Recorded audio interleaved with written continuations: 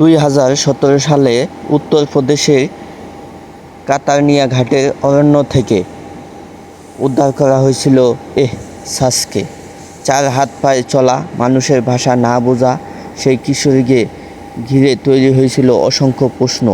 9 বছরের পুনর্বাসনের পর ধীরে ধীরে সে শিখেছিল মানুষের সঙ্গে সম্পর্ক গড়তে। কিন্তু 2026 সালের জুনে ফুসফুসের সংক্রমণ ও সেপ্টিসেমিয়ার কাছে হার মানল 18 বছরের এহসাস। রয়ে গেল এক রহস্যময় জীবনের অসমাপ্ত এক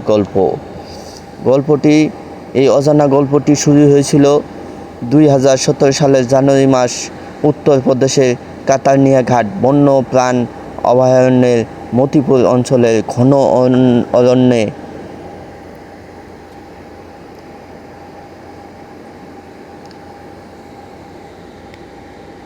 উত্তরপ্রদেশের এক ঘন অরণ্য বন থেকে এক ছোট্ট শিশুকে উদ্ধার করা হয়। সেই শিশুটির গায়ে কোনো জামা কাপড় ছিল না। সে 4 হাত পায়ে চলাফেরা করতো, মানুষকে দেখলেই পিছিয়ে যেত। এরকমই অভ্যাস ছিল এই মেয়েটির উপর। এটি মানুষ হয়েও সে পশুর মতো ব্যবহার করত। কেন করত, কীভাবে করত, তার জন্ম কোথা থেকে আসলো, আজকের এই ভিডিওতে আমরা সেই বিষয়টি জানব। বিস্তারিত না টেনে ভিডিওটি দেখতে থাকুন। 2017 সালে উত্তরপ্রদেশের কাতারনিয়া ঘাটের অরণ্য থেকে উদ্ধার করা হয়েছিল এহসাসকে, যেটা মানুষ পরবর্তীতে তাকে এহসাস নাম দেওয়া হয়েছে।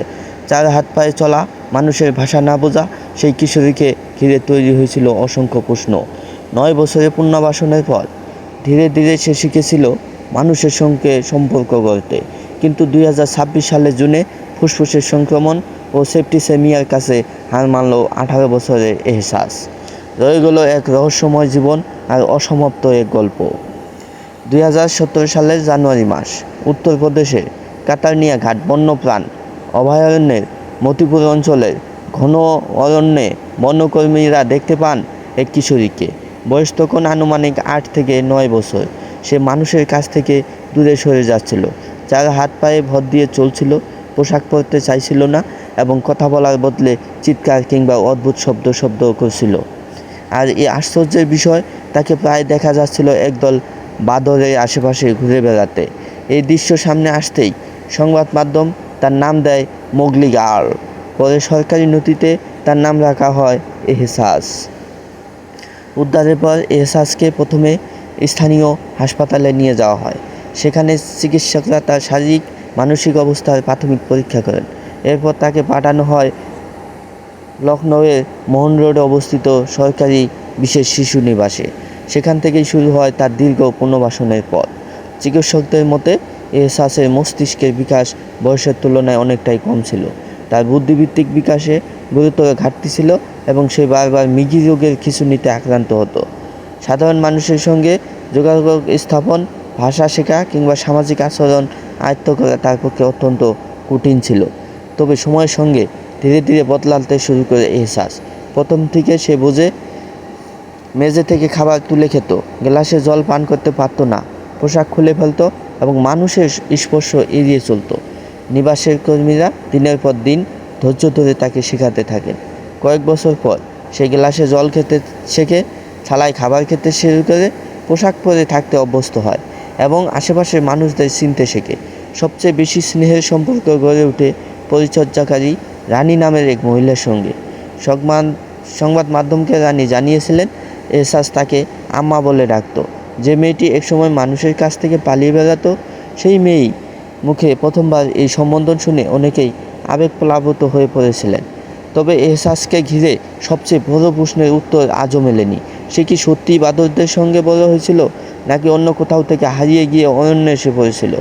বন দপ্তরে অনেক অধিকারী এই গল্প নিয়ে সন্দেহ প্রকাশ করেছিল।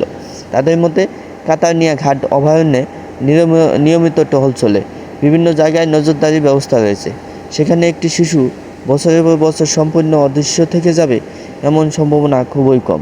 2017 সালের জৌনপুরের এক ব্যক্তি দাবি করেছিল এহসাস তার হারিয়ে যাওয়া ভাইজি, কিন্তু সেই দাবির পক্ষে কোনো নির্ভরযোগ্য প্রমাণ পাওয়া যায়নি।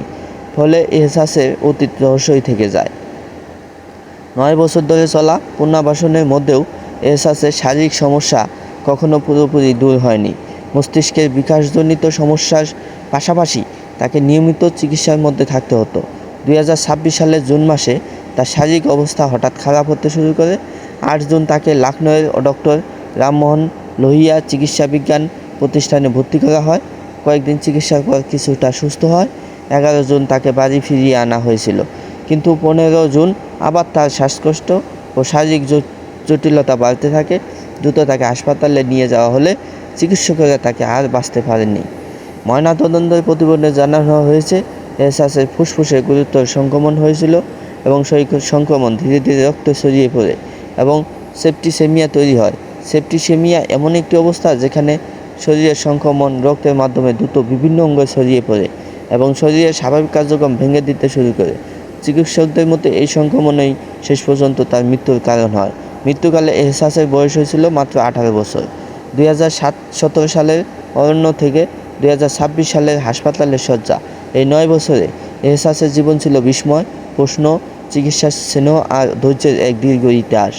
তার অতীতের রহস্য হয়তো কোনোদিনই পুরোপুরি জানা যাবে না, কিন্তু যে মেয়েটিকে একসময় মানুষ ভয় পেত, যে মানুষের ভাষা বুঝতো না, সেই মেয়ে ধীরে ধীরে সম্পর্ক করতে শিখেছিল, স্নেহ চিনেছিল এবং একজন পরিচর্যাকারীকে আম্মা বলে ডাকতে শিখেছিল।